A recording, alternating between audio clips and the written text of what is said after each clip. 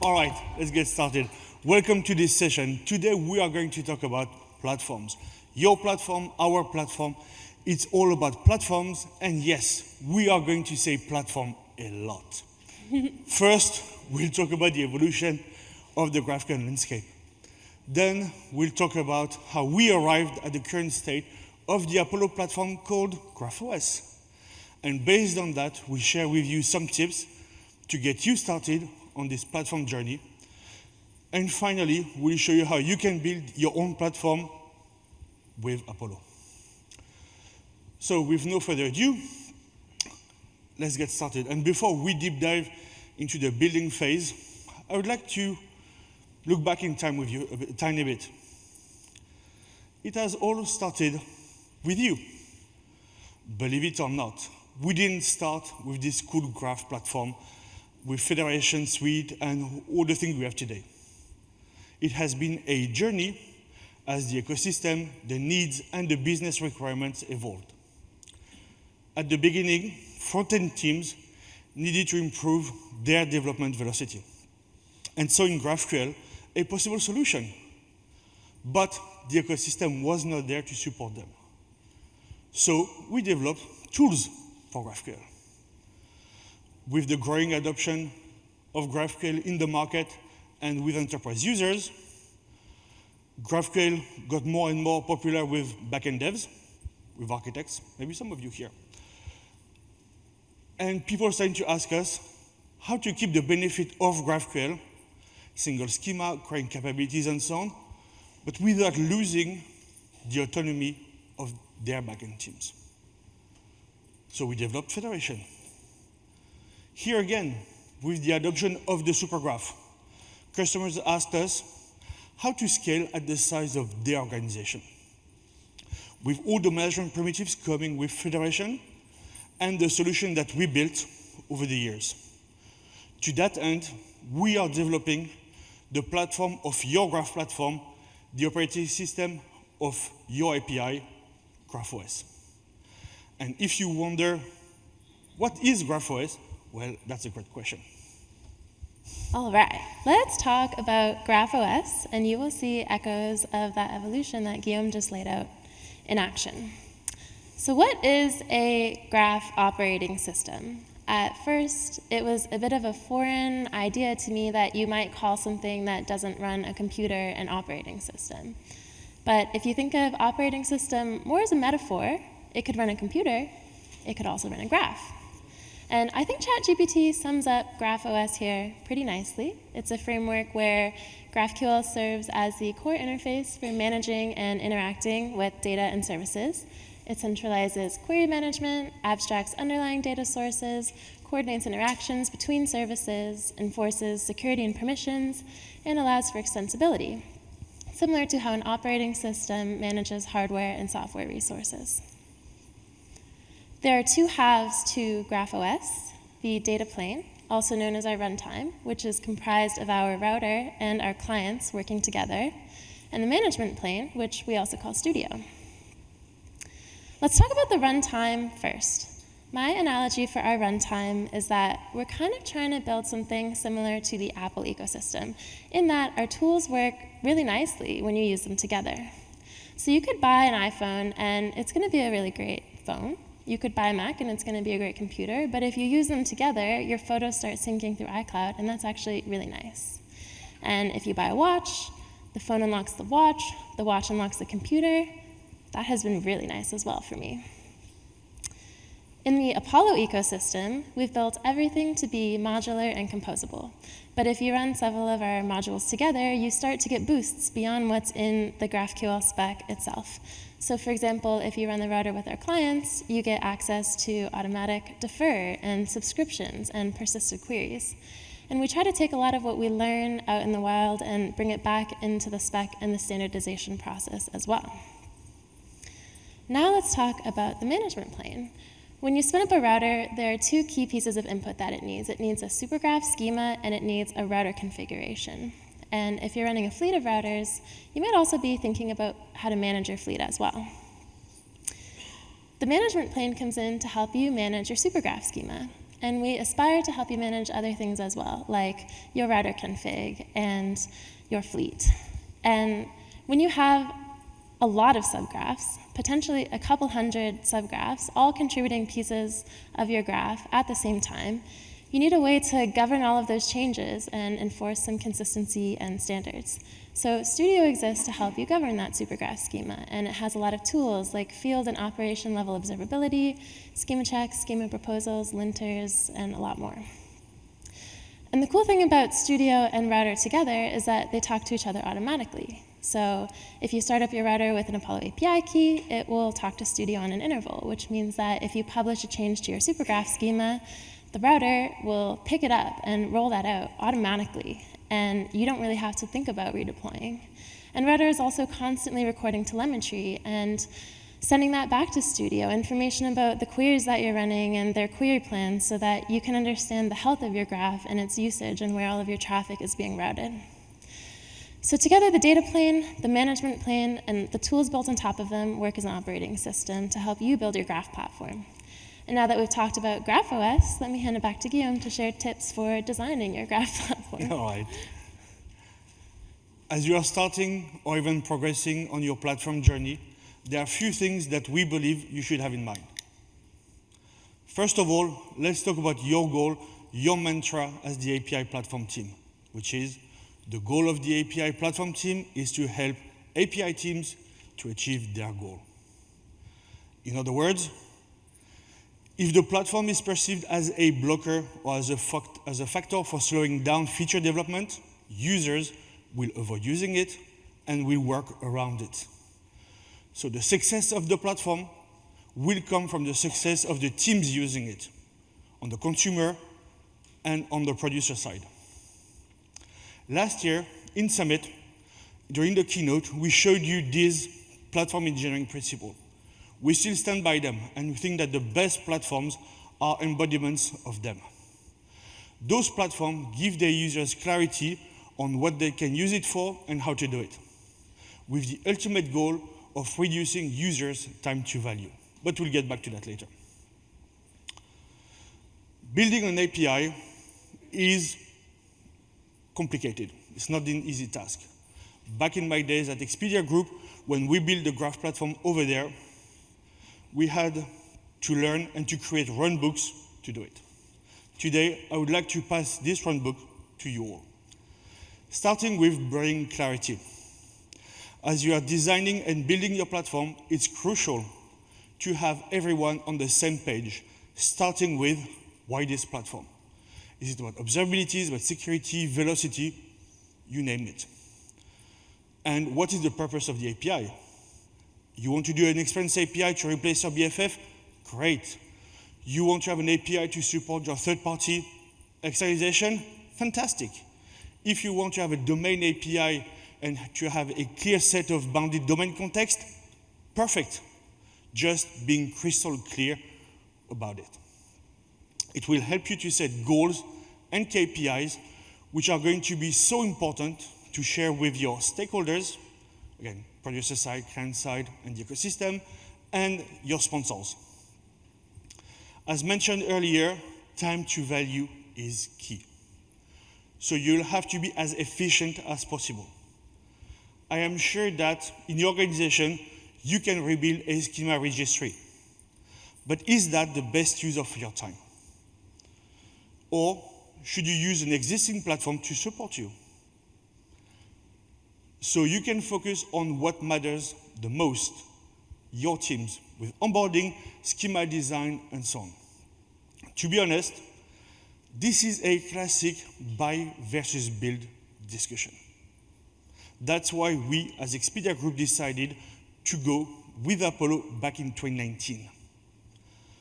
And finally, to maintain efficiency as you onboard more and more teams and you scale your graph, there is no secret. Automate, measure, adapt. That's a loop. At Apollo, we are doing our best to work by this runbook as well. And so our goal is to help you building your graph platform. building a meta platform, a platform of platforms. The platform of platforms. All right, we've talked so much about GraphOS that we wanted to give you all a demo of this in action. So for the next 12-ish minutes, we're going to try to write some code on stage and hope that it doesn't go wrong. All right. Is that big? Is that big enough in the back for y'all? Getting some thumbs ups. Okay. Okay, so the concept for our demo today is we have a supergraph. I'm from California, Guillaume is from London, and so both of us, when we were packing for this trip, we really needed to know if we needed to bring sweaters, and really the most efficient way to do that was going to be to build a graph. So the starting spot for our supergraph here today is we have a very small graph. It can take a street address or an IP address and turn that into a latitude or longitude. This graph is comprised of two subgraphs, one that does the logic for the street address and the other that does the logic for the IP address. The super cool thing about both of these subgraphs is that they are resolverless subgraphs. They are connectors. And that means that there are no servers deployed to fetch this data at all.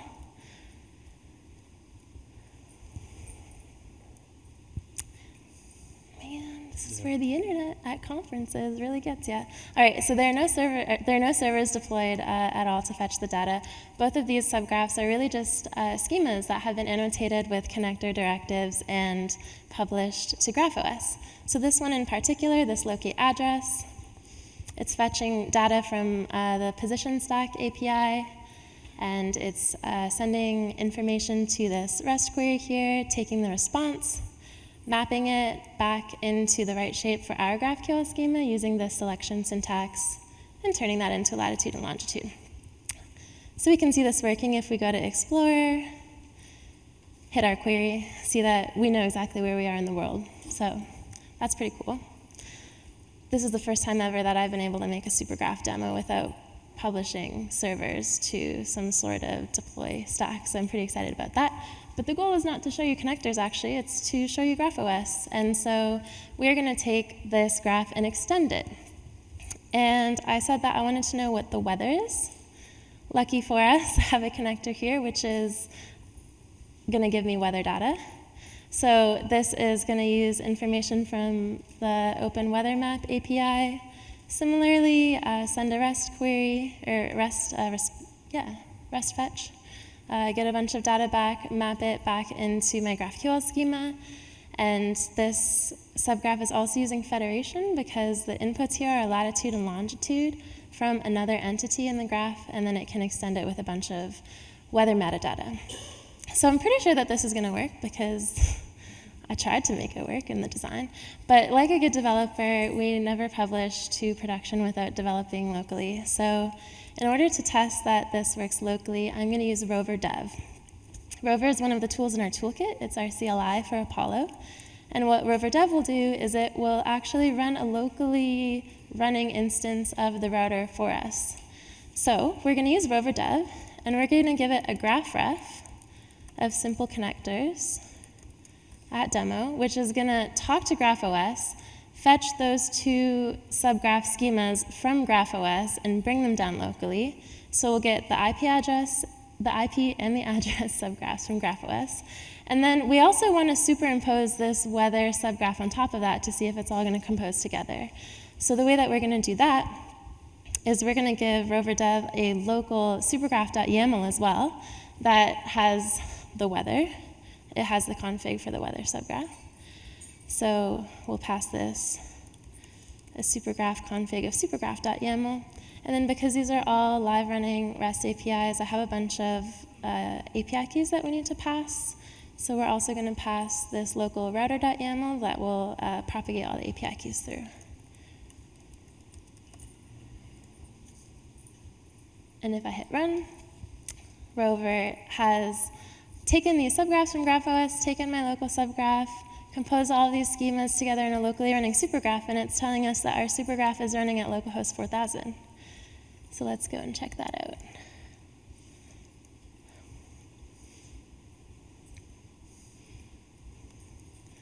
All right, this is Sandbox, another tool in the GraphOS toolkit. And if I query this, we've got latitude and longitude running locally, but pretty sure we just added a bunch of other things like weather and temperature. So we can query that as well. Scattered clouds, beautiful 60. I don't think that's sweater weather. Yeah, should be it. It's not sweater weather. All right, so we know that this works locally. That's very exciting. Let's publish this to Studio. So we're going to run a rover subgraph publish to our graph ref, which is simple connectors at demo. And we're going to name our subgraph weather. We're going to send our schema. And we're going to give Studio a routing URL. Except in this case, we can just give it kind of a placeholder URL because there's no subgraph that we need to deploy. And Rover is telling us that Studio accepted our new subgraph and is launching it. So let's follow this launch URL, see what's going on.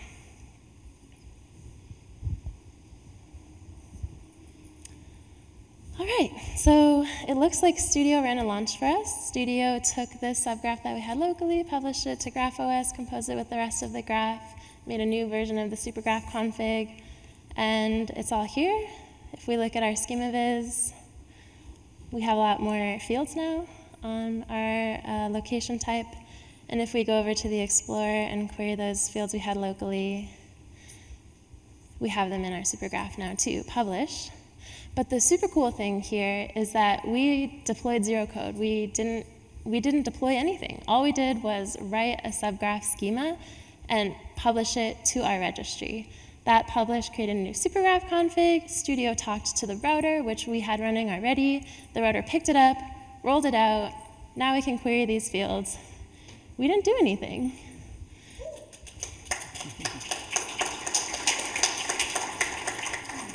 And just to emphasize that point a little more, I originally created this graph to demo Federation a couple years ago, and when I did that, I had to make a bunch of little Apollo servers that wrapped these REST APIs with resolvers, and I had to deploy these to functions, and I had to monitor them and test them, and every time I changed something, I had to deploy everything again, and I had to set up a bunch of CI/CD.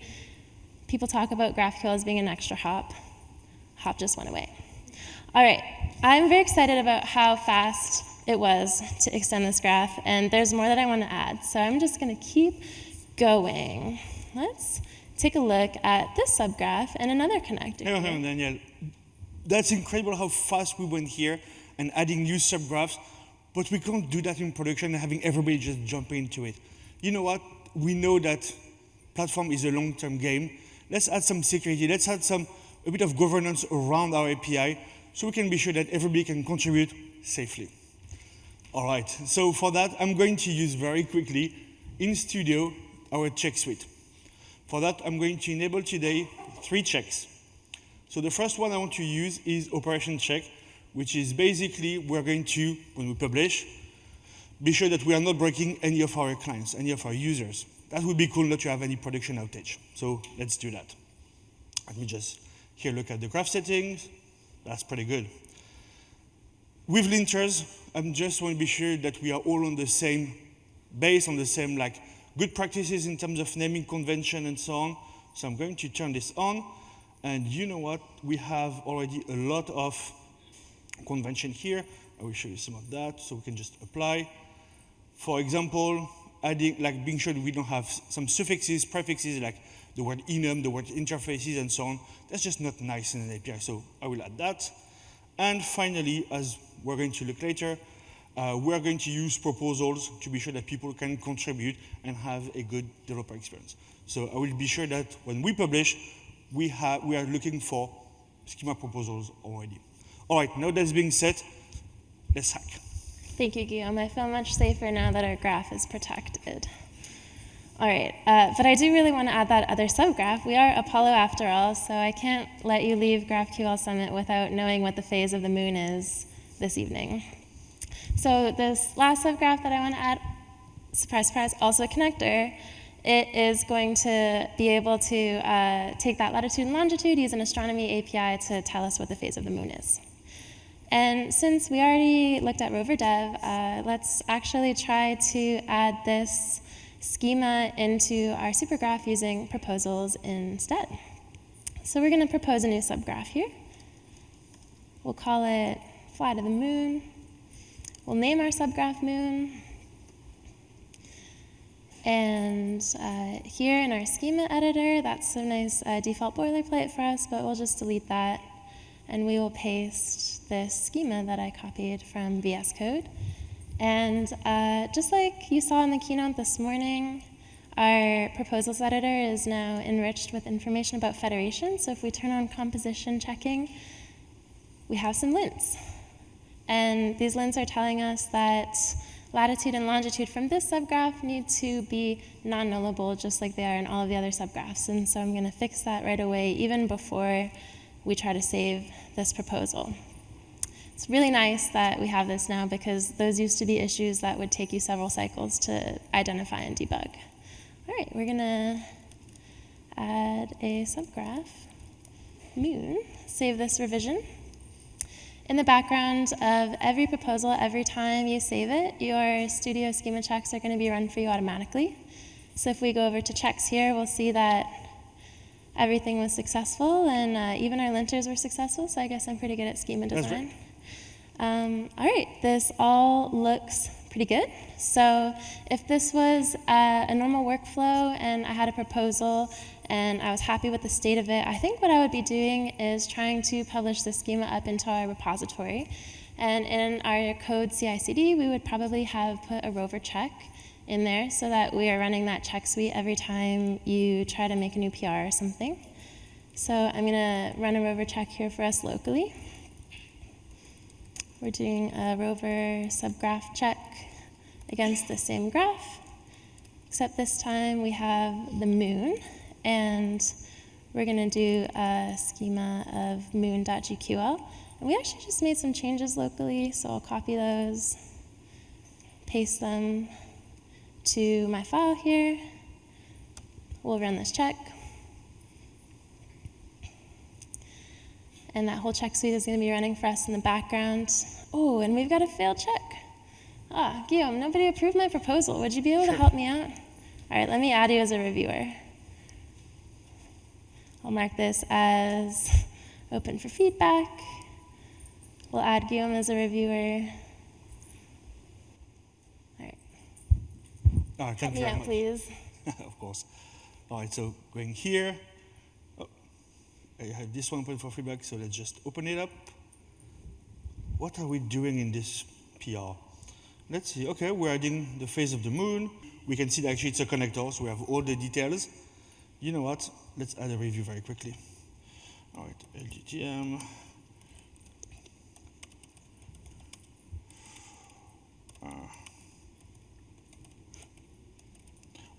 All right, let's add this.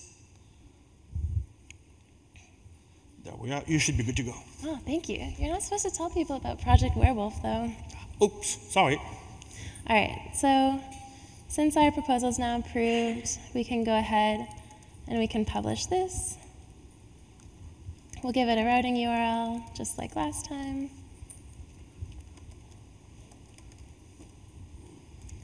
And now the moon should be launching. So we can go check this out on Studio.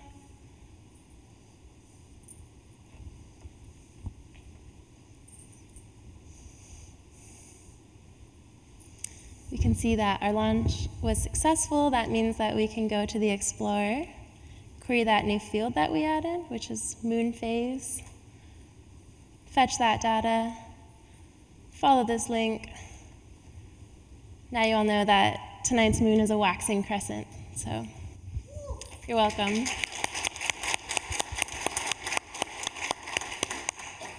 All right. So we just showed you a lot of the core fundamentals of GraphOS. Actually, one thing we weren't going to have time to cover it in our demo, but one of the new things that we're launching today, in addition to connectors and the LSP and some of the other awesome stuff you've heard about, is custom webhook checks. So every organization is different. You will always want to enforce standards in your own ways that are going to be unique to you. And custom webhook checks is now a new type of check that you can turn on alongside proposal checks, linter checks, and operation checks. And if you turn that on and give us a webhook, then every time we run that rover subgraph check command, we will, in addition to doing those other checks, call out to that webhook with the schema diff that you're checking against, and you can run whatever checks you'd like. So maybe you want to make sure that changes going to prod have already been deployed in staging, or maybe you want to add some custom lint rules. You can do any of those things, and we're really excited to see what types of custom checks y'all make. So that's our demo. I'll hand it back to Guillaume to wrap up. All right, so with GraphOS being the operating system of your platform, it provides the tools that will help you and help your graph to inherit those characteristics. That's your time to value as a platform operator. We talked about federation and connectors. Teams can now use them to express new business capabilities in autonomy without needing to create new GraphQL resolvers. Yet, consumers and producers get all to speak the same language, GraphQL. With checks, we ensure that we don't mistake haste for speed, so your graph can be operated safely and contributed to following a standard set of best practices. Last but not least, with proposals that combined with checks and federation, it gives you a great paved road for your teams. All that put together, it gives us the goal that we are all trying to achieve in the API platform world: governance and time to value. I love how it checks out. Let's recap what we talked about today. We talked about how GraphQL has evolved from the front-end team concern to be part of the platform strategy. We also shared our runbook to help you getting started in this journey, and we showed you how with GraphOS, you can build your own graph platform. We know that's a lot of you have questions about how to scale and govern your graph in your organization. If you found this interesting, or maybe you want to be a design partner with us, come to talk to us, and otherwise, have a good rest of the conference. Thank you. Thank you.